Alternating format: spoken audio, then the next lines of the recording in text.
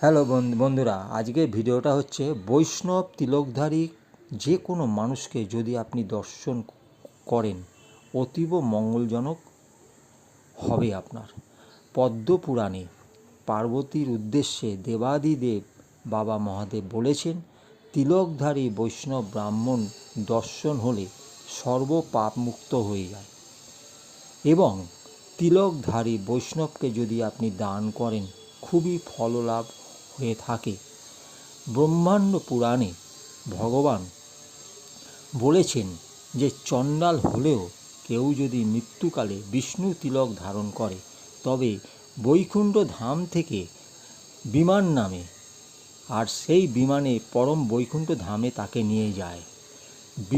বৈষ্ণব তিলকধারী কোনো মানুষকে যদি আপনার ঘরে আমন্ত্রণ করে ভোজন করান, খাওয়ান, তবে সেই ব্যক্তি